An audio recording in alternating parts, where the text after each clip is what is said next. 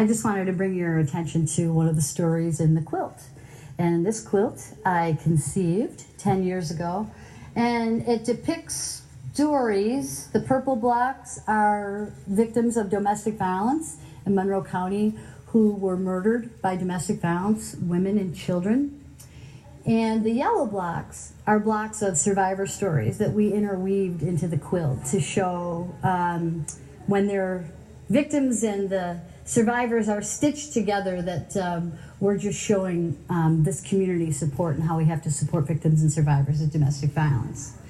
One of the stories that always touches me is the Shelter of Safe Haven, which is the second one in. And it goes to our conversation today and how we're connecting the dots between domestic violence and trauma.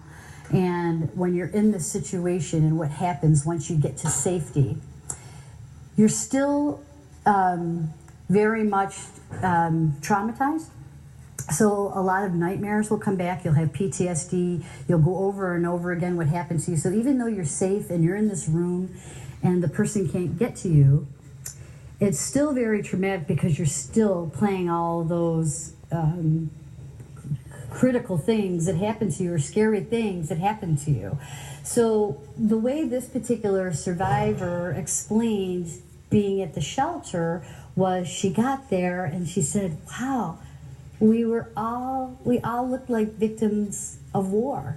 And she explains that it's really the same whether you're traumatized by war or traumatized by domestic violence.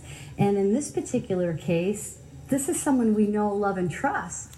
And when you're at war, some of the things that she says are, you never know when to expect an attack.